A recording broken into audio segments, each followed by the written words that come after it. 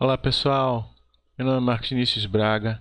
Eu venho convidar vocês a assistirem mais um vídeo do canal do Marvin. Esse vídeo hoje é especial para o Intensive Delphi 2018. Te vejo lá!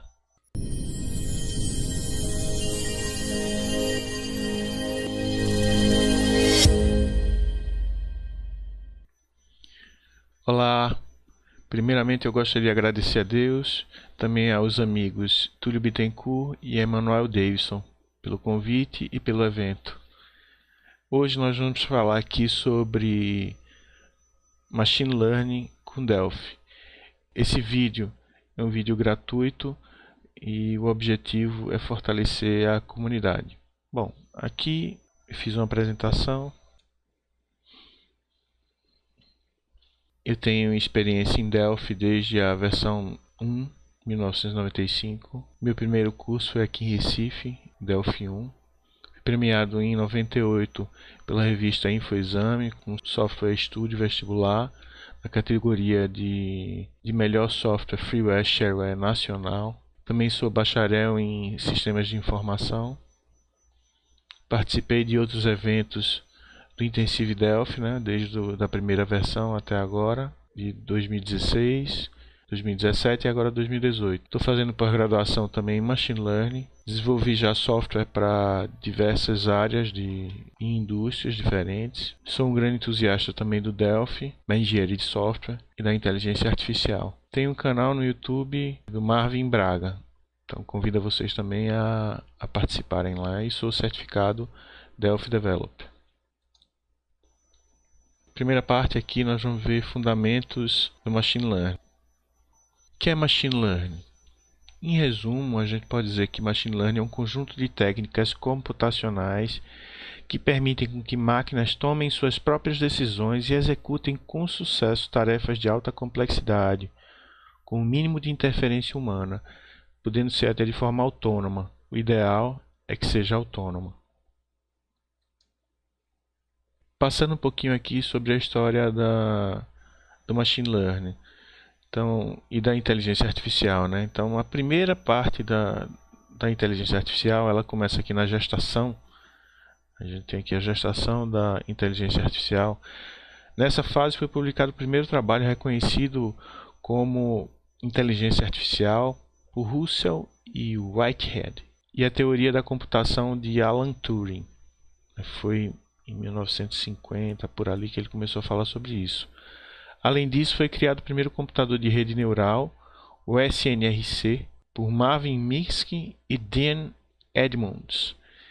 Ele usava 3.000 válvulas eletrônicas e um mecanismo de piloto automático retirado de um bombardeiro B-24 para simular uma rede de 40 neurônios. Depois aqui a gente tem o nascimento da IA, em 1956. Nessa fase, a gente tem John McCarthy, da Universidade de Princeton. Tem a criação da teoria dos autômatos, redes neurais, estudos da inteligência artificial em geral, a criação do programa Logic Theory, LT, programa de raciocínio não numérico. Depois disso, a gente vem aqui para um entusiasmo inicial e grandes expectativas. Nessa fase aqui, de 52 a 69, esperava-se uma grande evolução e visibilidade da IA, criação de GPS, General Problem Solver, que foi projetado para imitar protocolos humanos de resolução de problemas. Nessa época foi criado o Lisp, foi uma linguagem dominante da IA. Aí, depois dessa fase aqui, a gente tem uma dose de realidade, de 66 a 73. Aqui a gente tem Albert Simon, que disse nessa época que em 10 anos um computador seria campeão de xadrez e também resolveria um teorema significativo. Essas previsões só vieram a ser efetivamente realizadas em 40 anos. O otimismo de Simon, o otimismo de Simon se devia aos promissores resultados iniciais da inteligência artificial, porém aplicada a problemas simples. Esses experimentos falharam para problemas mais extensos.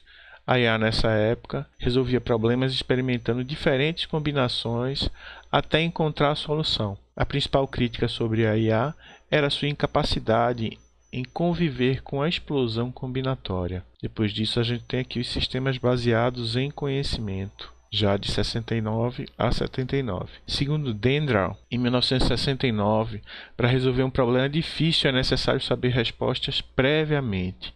O problema estava em aumentar o número de objetos ou instâncias. Com isso surgiu o primeiro sistema de conhecimento intensivo, pois era necessário capturar o conhecimento humano.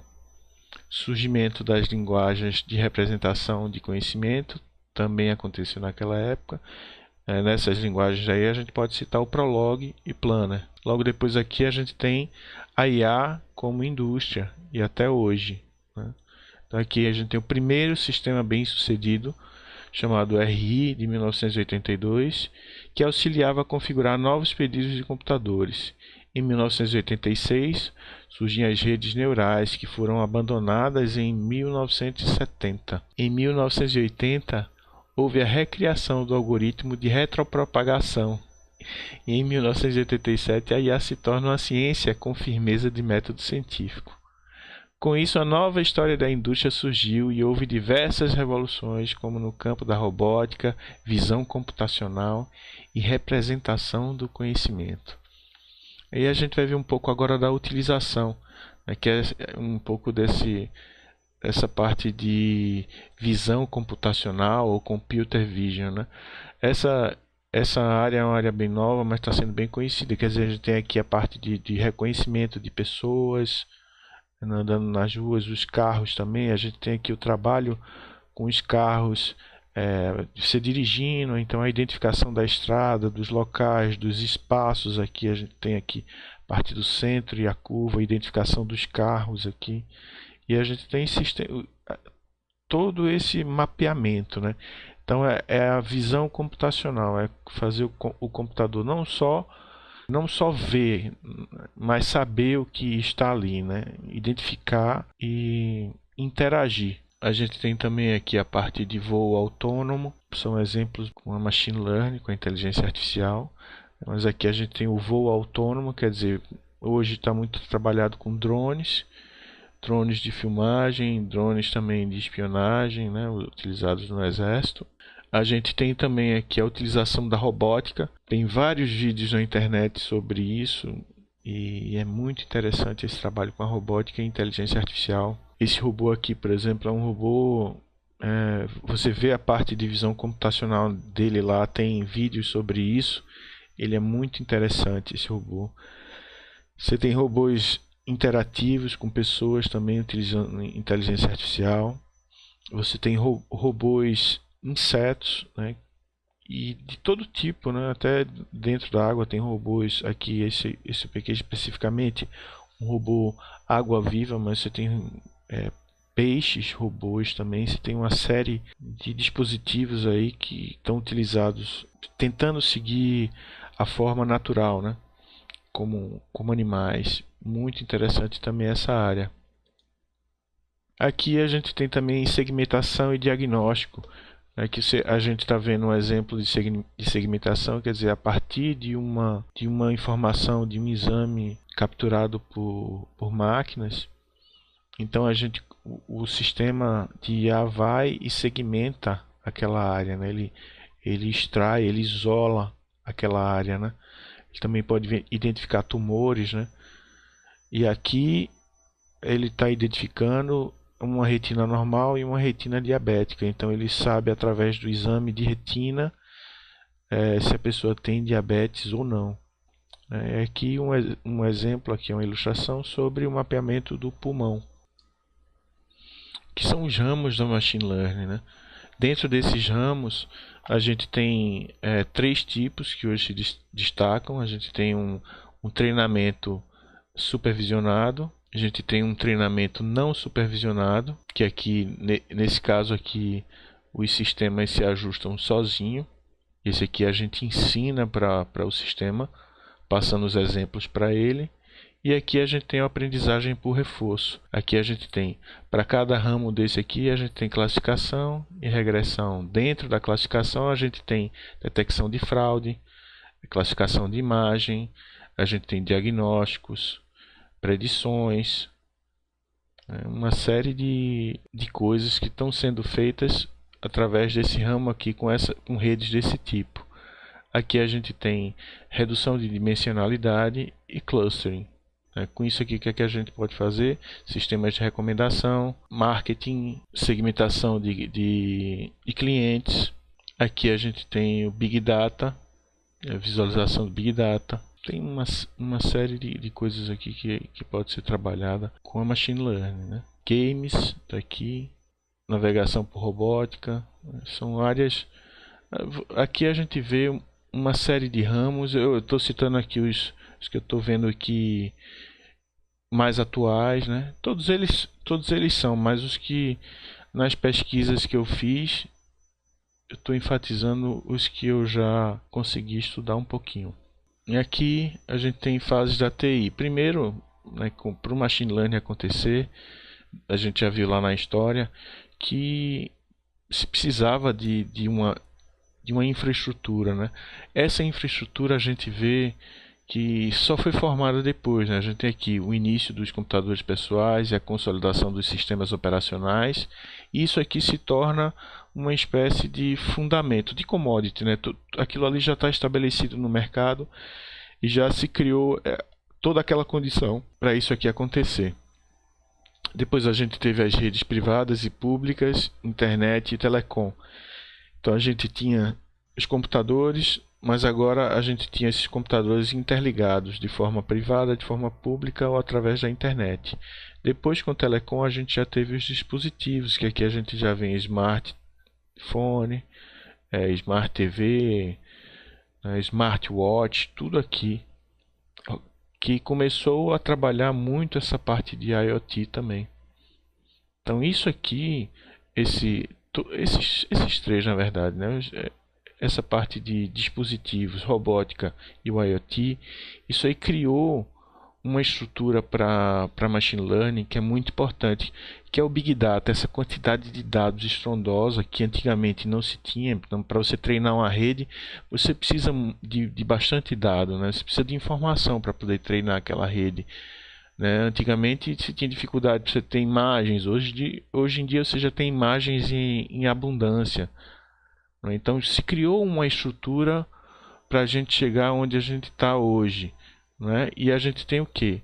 A conectividade entre dispositivos e Machine Learning. Então a gente tem agora, estamos exatamente nessa época, que é o que? A gente trabalhar com vários dispositivos e conectá-los através da Machine Learning, da inteligência artificial. Então fazer um dispositivo conversar com o outro, você extrair informações através desse dispositivo e fazer com que o trabalho seja facilitado e resumido para as pessoas, um trabalho de qualidade, né, respostas importantes, mas instantâneas também, né, que você tem. Então hoje você pode, através de um exame, ver se a pessoa é diabética ou não, só através daquele exame dali, com um alto grau de veracidade, né?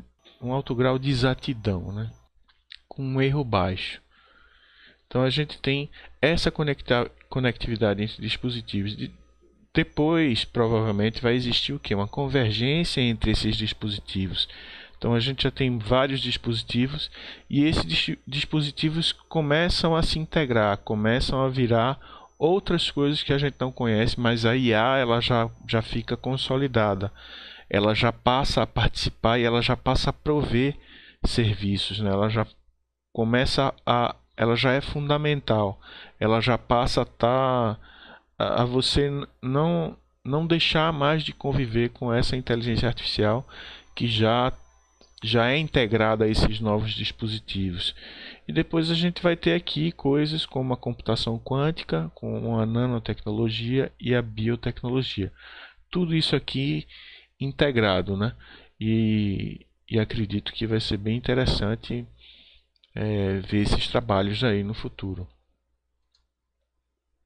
Eu trabalhei aqui também uma prova de conceito com um framework de Machine Learning, né? Esse framework que eu estou disponibilizando lá no GitHub, eu vou mostrar a vocês aí as páginas, mas essa POC daí, essa prova de conceito, eu fiz com o Iris Dataset, também é um dataset público, bastante utilizado e já foi já está consolidado também.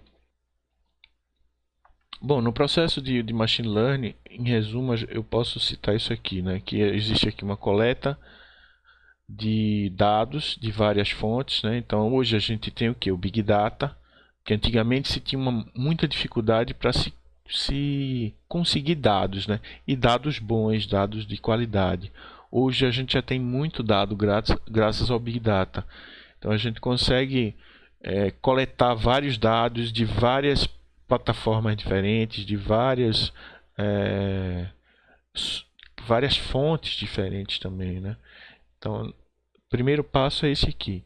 Depois que a gente já tem bastante dado, então o que é que a gente tem que fazer? Tem que limpar esses dados para ter homogeneidade. No terceiro passo, a gente tem a construção de modelo e escolha do algoritmo de Machine Learning. Só nesse passo aqui é que a gente vai trabalhar com os algoritmos de Machine Learning. Então eu selecionei para cá o Iris Dataset, que já tem esses dois pontos aqui feitos. Também depois eu escolhi um sistema um algoritmo de Machine Learning que eu estou disponibilizando no GitHub. Ele é open source e pode receber também ajuda de outros desenvolvedores. Está lá disponível para isso. E aqui a obtenção de percepções dos resultados. Isso a gente vai ver muito simples o que a gente vai estar fazendo, nada elaborado, né? E aqui a visualização desses dados também, que está muito simples. Bom, aqui a gente tem os frameworks de Object Pascal. Eu trouxe aqui o framework que eu vou estar usando, é esse aqui, o Marvin IA. Ele é um open source, a licença MIT, e ele está disponível para download através do meu GitHub, que é aqui, GitHub Marvin Braga, Marvin IA. Ele é free, pode ser utilizado por qualquer pessoa. Aqui tem mais outros dois frameworks que eu vi, isso foi tudo muito rápido, eu não cheguei a utilizar cada um desses aí, mas eu coloco aqui para que vocês possam dar uma olhada e verificar se alguns desses aqui consegue atender a necessidade de vocês. Esse Marvin aqui está bem no começo, provavelmente não vai conseguir atender a necessidade de vocês, pelo menos até agora. Eu estou falando em 2018. Aqui tem o Intelligence Lab da Mitov Software. Está aqui Mitov Products Intelligence Lab. É bom vocês darem uma olhada, ele é bem completo. Ele é pago, mas se eu não me engano tem uma versão free para estudo. E aqui o Consórcios Artificial Intelligence, que até onde eu vi também é um projeto open source e vale a pena dar uma olhada nele aí. Aqui a gente tem o Iris Dataset. Esse Iris Dataset ele vai nos mostrar aqui sobre essa flor aqui, né? No caso a íris. Então a gente tem aqui três tipos de íris, essa versicolor, a setosa e a virgínica, e elas têm as suas diferenças aqui. Então, nesse dataset ele tem uma série de dados sobre essa flor daí, são várias flores diferentes, no caso no sentido em quantidade, né? São várias quantidades de itens de flores. Cada um deles aqui tem misturado, né? E eu vou passar para o sistema esses dados aí, vou ensinar para o sistema qual é o dado do versicolor, qual é o dado cetose, qual é o dado virgínica, para depois eu passar dado para ele, dado que ele nunca viu, e vou perguntar para ele qual é aquela flor e ele vai ter que responder. Então aqui a gente tem os dados do Iris Dataset. Ele tem aqui, eu tenho ele em 3D, né, e dá para você ver como é que funciona esses dados aqui, né? Então você vê que os problemas de rede, né? E um problema como esse aqui, provavelmente ele não vai ser, ele não é um problema que é resolvido de forma linear. Ele é um problema mais complexo, porque aqui ele tem uma mistura, né? A gente poderia ver aqui, eu posso aqui separar com uma linha até essas duas aqui eu posso, né? Aqui eu poderia com um plano aqui no caso, né? Eu passaria um plano aqui e conseguiria classificar. Os que estão desse lado desse plano aqui são a íris setosa e os que estão desse lado aqui são a íris versicolor, né? O que a gente tem que ver é só girar esse cubo para ver se conseguiria passar uma outra aqui e separar esses itens aí, né? O que a rede neural vai fazer aí, ela vai tentar separar na classificação, separar esses itens e como ela faz lá internamente, a gente não sabe como ela faz. Né? A forma como ela tenta resolver o problema, a gente não interage. Isso aí é com ela. A gente só passa os dados, ensina para ela o que são aqueles dados, depois ela aprende e aí a gente pergunta a ela se aquele dado é de fato um dado real, né? Se o dado é certo ou errado, né? Tem aqui um sistema bem legal que dá para a gente ter uma ideia do funcionamento dessas redes neurais. Eu vou mostrar aqui para vocês o TensorFlow Playground. Aqui você tem essa URL aqui. Aqui nesse caso ele tem alguns tipos de problema, né? Um problema gaussiano, a gente tem aqui um problema em espiral, a gente tem um problema também diferente que é dentro de um círculo aqui, né? Você tem uns outros dados aqui, né? E ele teria que separar esse problema. Esse problema aqui ele já não é resolvido de forma linear, não pode ser resolvido. E aqui a gente também tem um outro tipo de problema. Para esse problema aqui, bastaria uma rede bem simples, um perceptron, que ele iria resolver isso aqui bem rápido, né? Aqui eu já posso fazer ela rodar aqui, ela vai tentar resolver esse problema. Aí coloquei aqui, a gente tem 2 neurônios aqui na entrada, não tem nenhuma camada escondida e a saída vai estar aqui. Ela vai tentar resolver esse problema aqui, criando, né, dois planos aí e vai tentar ajustar esses planos para separar e classificar esses dois pontos aqui. Então vou botar aqui para ele rodar, ó. Ele já criou aqui, já fez esse ajuste, já fez essa divisão aqui para mim. Então a gente tem esse problema aqui resolvido facilmente por uma rede neural, ela consegue separar esses dados aí. Já se eu passar um problema como esse, que ele não vai conseguir resolver dessa forma, né? Ele não vai conseguir separar.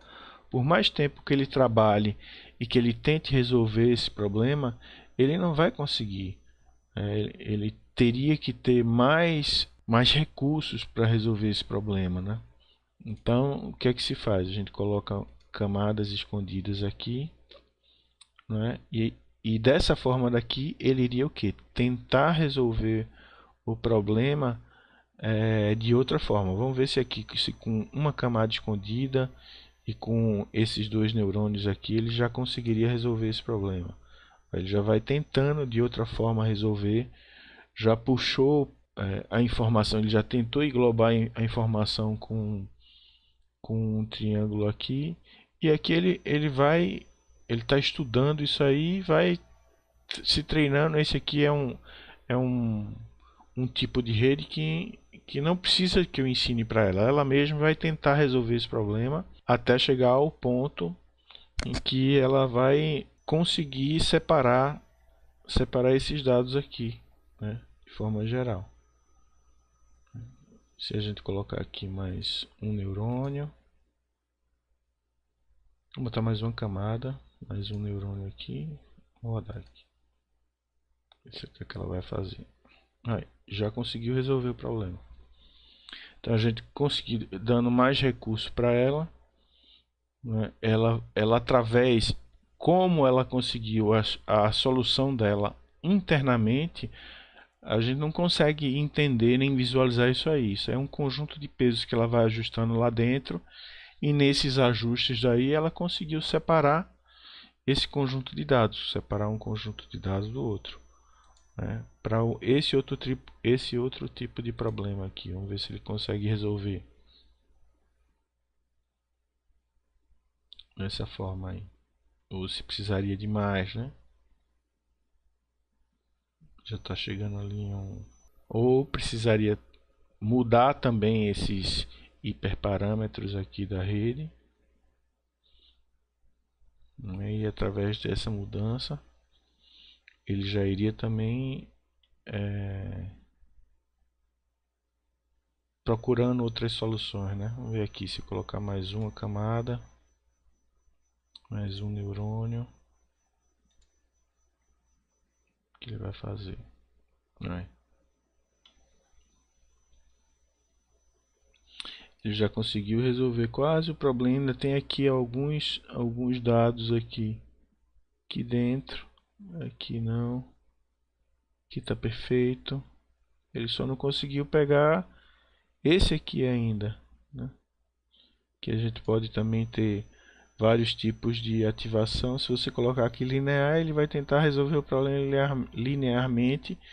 Não vai conseguir resolver esse problema, mesmo com essa quantidade toda de neurônios que a gente colocou aí, né? Então ele não vai sair do canto.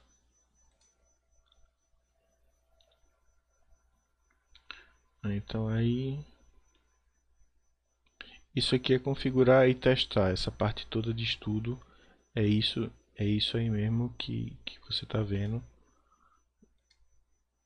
A gente vai testando, vai avaliando os resultados, vai vendo como é que ela está reagindo. Então tudo nesse treinamento aqui, ó, ele já conseguiu resolver o problema melhor do que da vez passada, né? Ele já chegou a uma solução aqui, já separando mesmo todos os dados, né?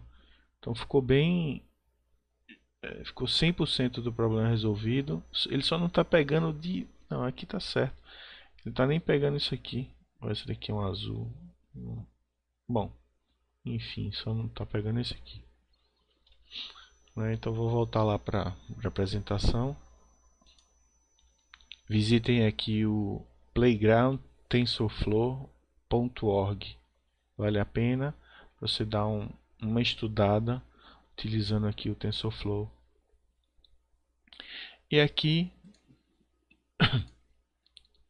vamos lá para o Delphi para dar uma olhadinha no código e no exemplo que eu passei para vocês. Vamos dar uma olhadinha lá no Delphi.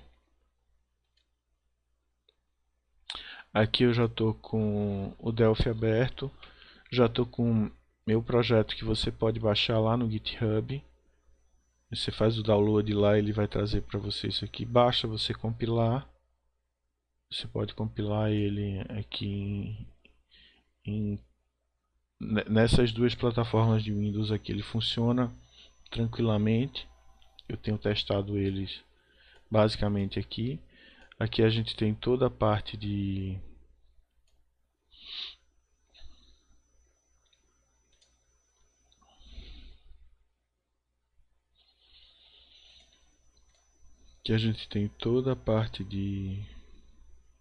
rede, está ligada à inteligência artificial e a área de redes neurais, né? Então aqui a gente tem funções de ativação, tem uma série de units aqui que vão dar apoio. Aqui a gente tem especificamente Multilayer Perceptron. Eu tenho aqui a interface dela.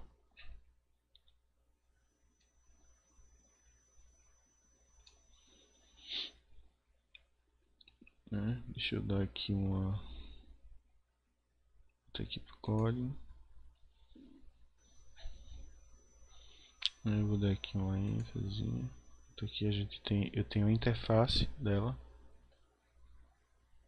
Que está aqui, ó.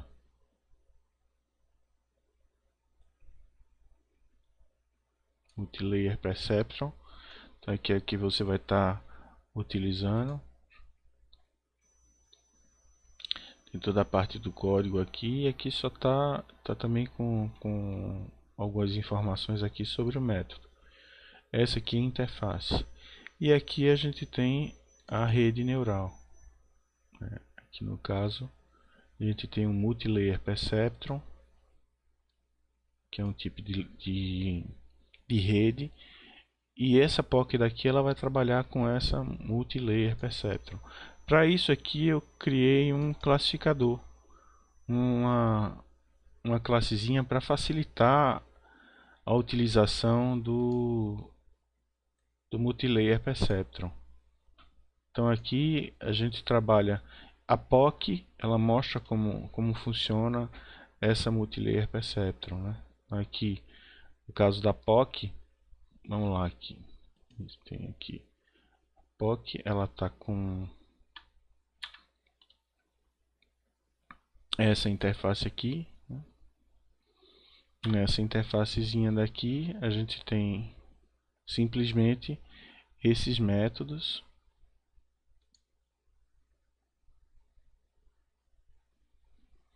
Esses métodos aqui.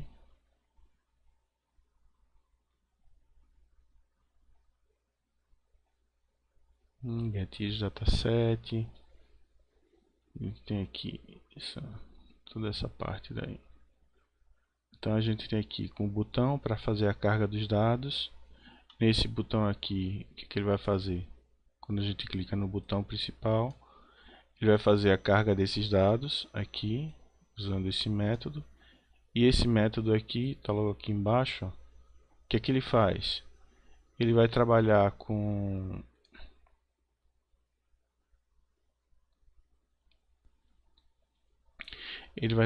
aqui com esse file dialog. Ele vai configurar esse file dialog e vai executar ele aqui embaixo. Então aqui ele vai simplesmente pegar o nome do arquivo que eu estou passando para ele, né? Eu estou colocando aqui um CSV, mas tem outros tipos de arquivos lá, mas por enquanto ele está pegando desse arquivo CSV. Então depois que ele faz a carga, então aqui, se ele executou, o que é que ele vai fazer? Vai pegar um stream de dado aqui, vai fazer a carga daquele arquivo e vai converter. Quando ele traz aqui para ele está fazendo para esse stream aqui a carga do meu dado. Aí o que eu estou fazendo? Eu estou aqui, eu criei um iris converter, que é que ele vai fazer a conversão dos dados especificamente desse íris aqui. Eu estou passando para ele os dados e mandando para ele aqui duas variáveis que vão receber valores, vão ser carregadas lá com os valores das minhas entradas e das minhas saídas, porque eu vou treinar a minha rede. Então aqui o que é que eu faço com esse splitter? Ele é uma classe também que vai receber a minha entrada e a minha saída, e eu vou fazer com que ele separe 30% desses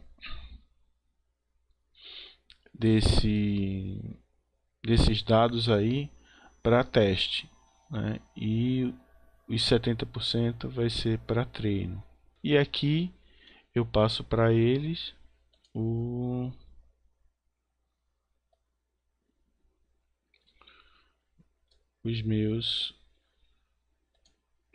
as minhas variáveis, né? Aqui treino, aqui a entrada e a saída, e teste, a entrada e a saída. Então, ele já vai separar para mim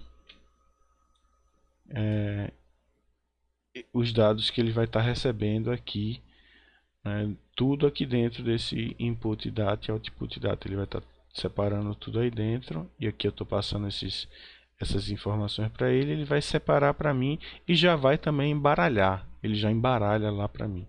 Então aqui o que é que eu preciso fazer? Vou criar o meu classificador. Crio o classificador.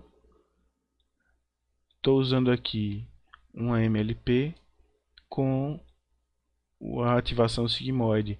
Lá no TensorFlow Playground, a gente usou uma outra forma de ativação, né? A gente usou a tangente hiperbólica. E aqui eu estou dizendo para ele que eu tenho duas camadas ocultas com 8 neurônios em cada camada. Aí eu vou ter o quê? Uma camada de entrada, uma camada de saída e tenho mais duas camadas ocultas com 8 neurônios em cada uma delas. Lá no TensorFlow Playground a gente usou 4 em uma e 4 em outra. E aqui eu passo mais alguns hiperparâmetros para ela, para fazer os testes. Então o que é que eu faço? Eu pego aqui e mando, isso aqui vai me dar o meu erro do treinamento. Então eu digo para ela, ó, MLP, faça o treino para mim. Treine usando esses dados aqui de entrada e esses dados aqui de saída, né? E esse resultado aqui vai ser o meu erro, o erro final. Esse erro vai estar aqui nessa variável chamada de erro de treinamento.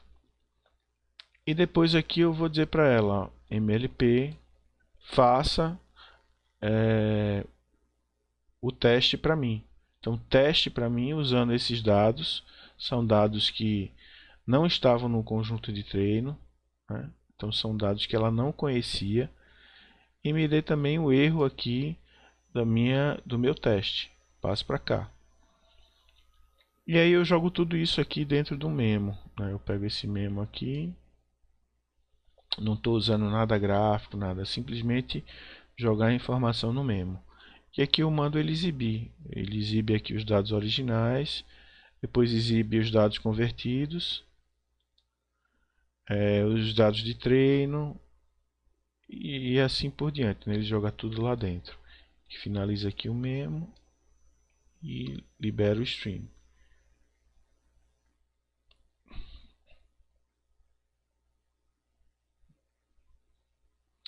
Deixa eu só puxar esse código aqui para cima porque acabou sem sair na tela, né? Aqui não tem. Aqui está toda aquela parte, né, de exibir tudo aqui, exibir o resumo final, é aqui liberar o stream e o memo, né? Aqui eu tenho a função para mostrar esses dados, né? Ele está simplesmente, ele está aqui fazendo um ajuste da saída, né? Ele vem aqui para mim e ele vai caminhar, né, com esses dois dados aqui. Ele vai ver enquanto tem dados, na verdade esses dados aqui eles vão ter a mesma quantidade de dados, né? Porque tem um registro de entrada, ele vai ter um registro de saída, então ele vai ter a mesma quantidade. Então aqui ele vai estar percorrendo todos os dados, mas o teste aqui eu só estou fazendo nos dados de entrada até o final, que vai coincidir também com os dados de saída. Então essa entrada daqui eu vou fazer uma conversão para 0 ou 1 do resultado final dele lá. Se ele se aproxima mais perto do resultado lá, tem um cálculo disso aí para fazer esse ajuste para o binário, então ele joga para 1. Ele vai tentar jogar e fazer essa conversãozinha. E aqui eu jogo essas informações aqui para o memo. Depois eu ando aqui para o próximo dado e assim ele vai na minha lista recuperando e exibindo todos esses dados aqui dentro.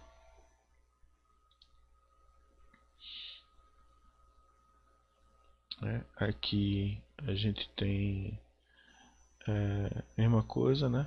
Passo aqui o texto só para ele mostrar. Enfim,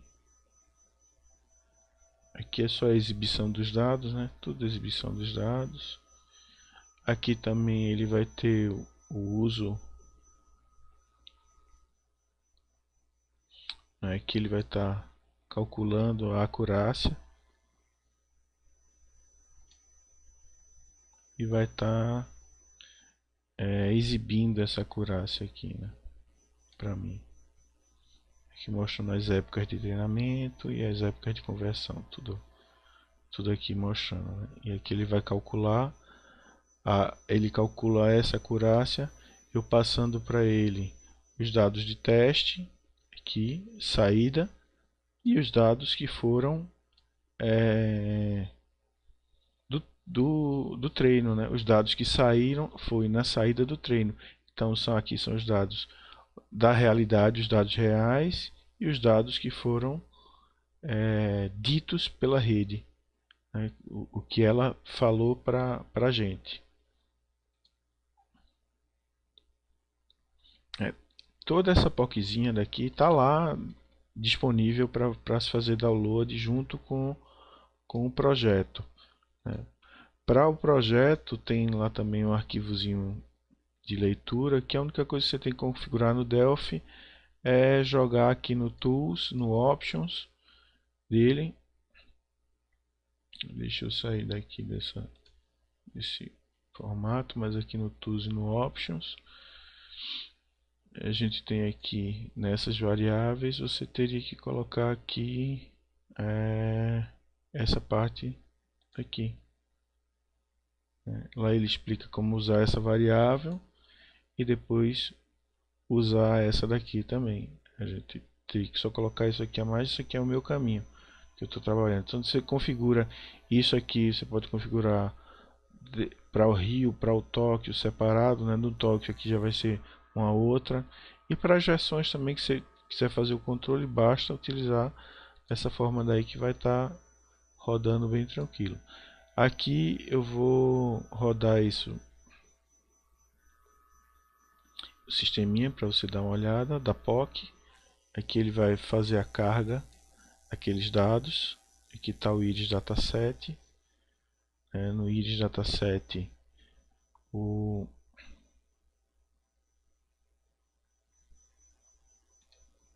ele vai fazer toda o cálculo, a carga, ele vai fazer tudo aqui para a gente. Já vai mostrar tudo pronto.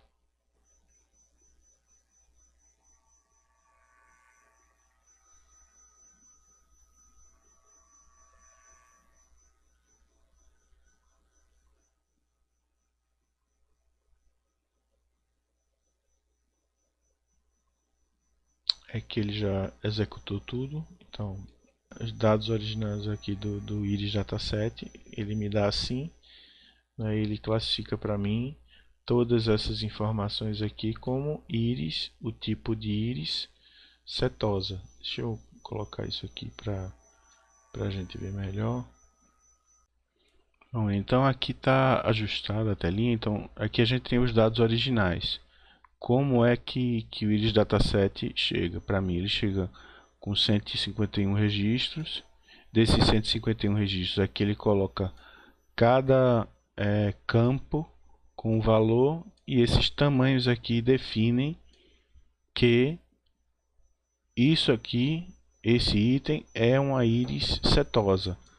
E assim por diante. Esse outro tamanho também define, esse outro tamanho também define.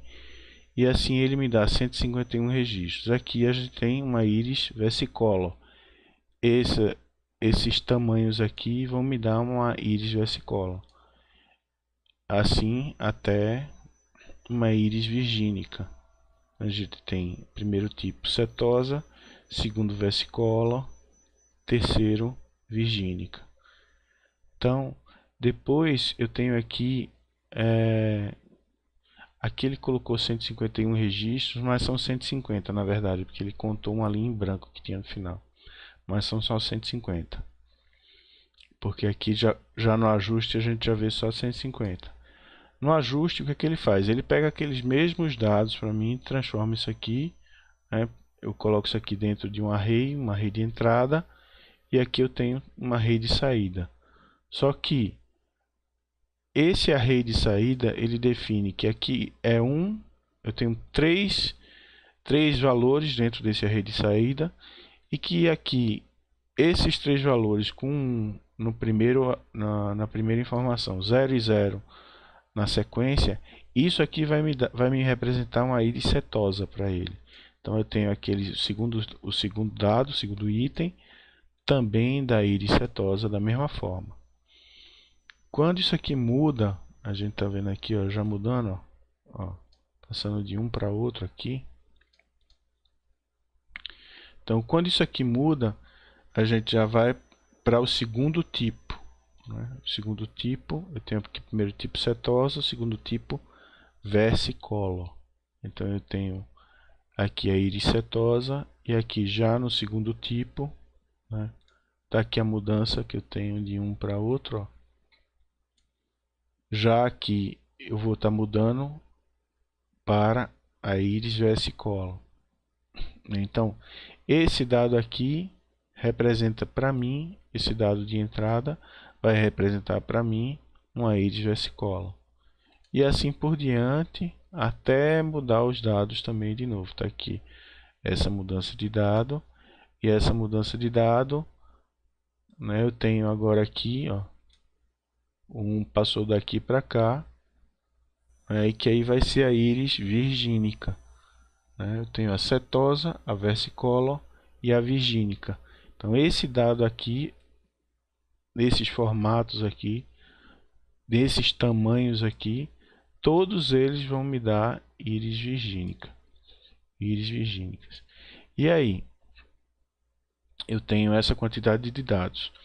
Depois eu separo esses dados, né? Eu separei ali, passei o que? 70% de dados aqui para treino. Então ele pegou das 150, ele separou 105 para treino e ele embaralhou, ele selecionou esses dados também de forma aleatória, mas dentro também dos percentuais, para não ficar fora, né? Dentro daqueles mesmos dos percentuais, para deixar quantidades bem próximas dos dados ali, das três classes que a gente vai estar trabalhando, né? Então eu tenho aqui já a base de dados embaralhada e com 70%, né? Então esse primeiro registro aqui, ele é uma íris versicolor. Segundo registro, uma virgínica. Terceiro registro, uma setosa, e assim por diante. Então eu vou passar esses dados aqui para minha rede que não conhece nada e não foi treinada de nada. Ela só está esperando essa estrutura daqui, que são 5 neurônios de entrada e 3 neurônios de saída, não é? É o que a gente colocou lá. Porque eu estou passando esse array para ela, ela sabe que esse aqui tem, quer dizer, desculpa, 4 neurônios de entrada e 3 neurônios de saída. E a gente ainda colocou lá na configuração 2 camadas ocultas com 8 neurônios em cada uma dessas camadas. Então eu passei esses dados aqui para ele. Desses dados, né, ele foi e treinou, passou todas aquelas épocas lá, né, que ele chama de época, cada fase de treinamento daquela, né, ele vai passando os dados de repetição de dados, ele chama aquilo de época, e aí é assim que ele vai ajustando os pesos e verificando a parte do erro. Então eu passo aqui para ele esse meu array, meu outro array de dado, só com 45 itens. Só que desses 45 itens ele nunca viu esses itens, ele não conhece esses itens. Eu estou passando para ele a entrada somente, né? Eu passo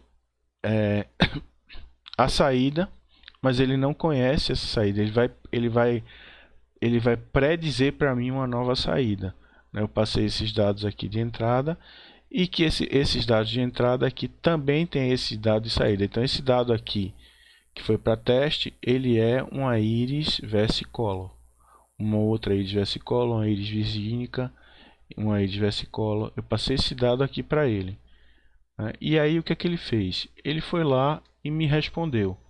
Utilizando essas entradas aqui, ele me respondeu os 45 aqui, dizendo, ó, esse dado aqui que você me falou, eu digo que é essa informação daqui, né?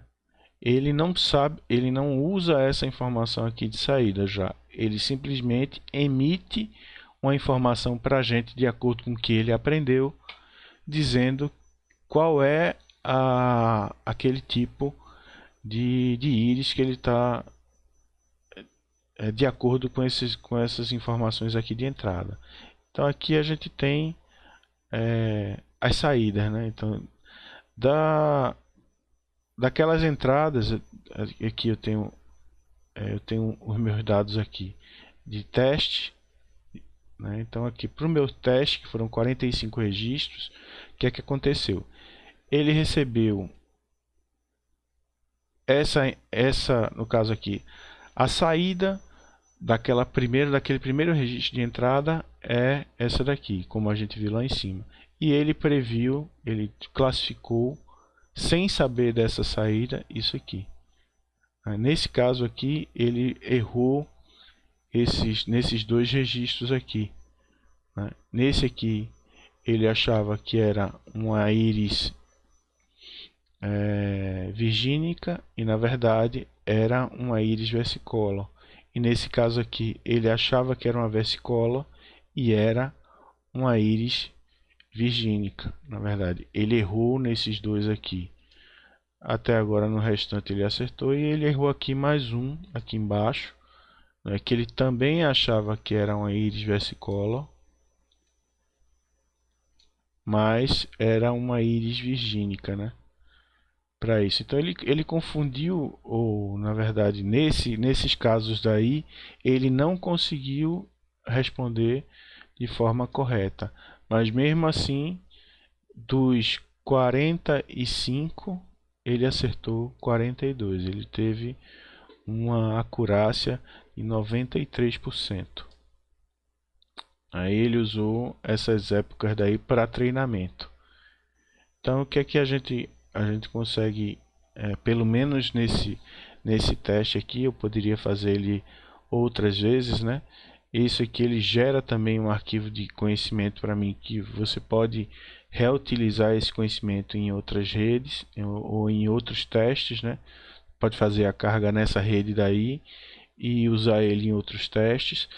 Esse projeto de inteligência artificial, esse framework aí, ele, ele ainda é bem inicial, está precisando de bastante ajuda. E se vocês tiverem interesse na área e puder contribuir, né, ele está lá aberto. A ideia é de deixar ele o mais fácil, o uso bem fácil. Não estou pensando em performance agora e fazer um trabalho primoroso no sentido da utilização de engenharia de software, né? Então a gente está tentando fazer ele da melhor forma possível e que fique mais fácil tanto de manter quanto de utilizar. Vamos voltar para cá. E aqui, vamos. Que é que nós conhecemos um pouco sobre Machine Learning. Criamos uma POC utilizando o Dataset com o MLP desenvolvido em Delphi. E muito obrigado para vocês. Fiquem com Deus. Feliz Natal. Espero ver vocês aí mais no próximo em 2019 lá no meu canal também. Espero colocar mais vídeos sobre isso. Que o framework também consiga ser mais poderoso e que a gente consiga utilizar cada vez mais Machine Learning junto com Delphi.